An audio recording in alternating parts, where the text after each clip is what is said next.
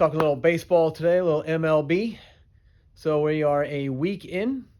So I wanted to give a kind of a quick recap and see what's been going on the first week. So we have in the AL East, we have the Yankees who are leading that division, 5-1 record.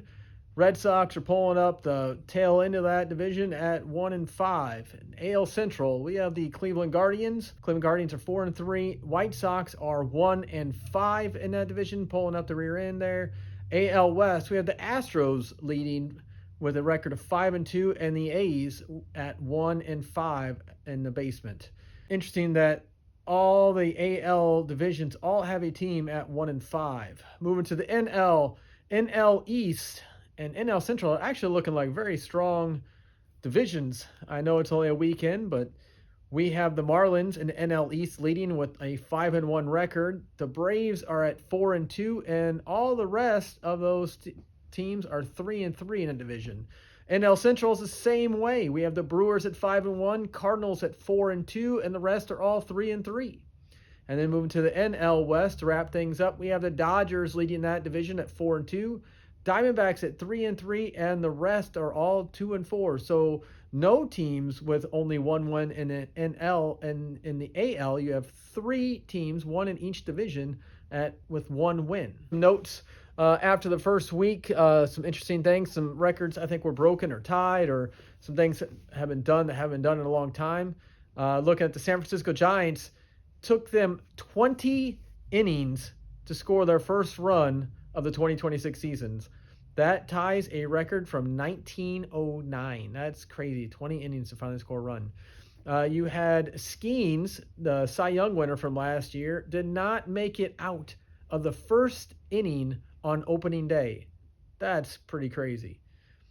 You got the Blue Jays, who had 50 strikeouts as a pitching staff in their weekend sweep of the A's. That's just a 3-game series. They had 50 strikeouts as a pitching staff.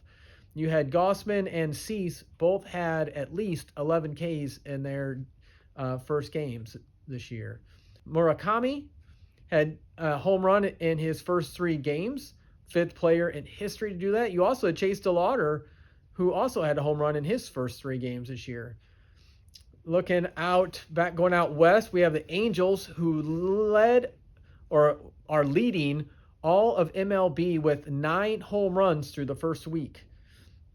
I think they had 2 in their first 12 games last year. So massive improvement for the Angels out there. You had Sal Stewart reach base 10 times in his first 3 games. He is the 3rd youngest player to do that.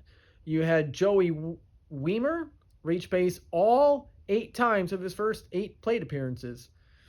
And a note here for the umpires, you had CB Buckner, who you guys out there and who know ball know that this guy should no longer be an umpire. Heck, you don't even have to know ball to know this guy should no longer be umpiring in Major League Baseball.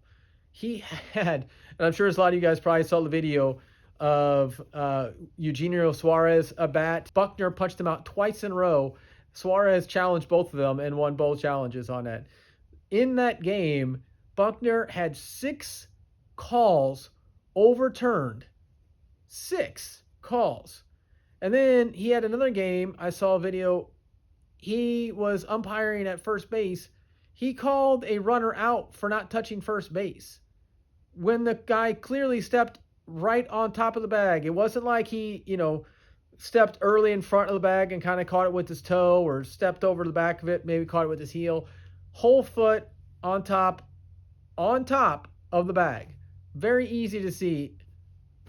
Have no idea what he was watching there. So there's kind of your update for MLB after 1 week in for the 2026 season. Let me know what your thoughts might be about who you think's going to do what this year, who you got going to the World Series, winning divisions. You can bag on some CB Buckner. Let me know if there's some other interesting facts out there that I didn't touch on. So anyways, thanks for watching.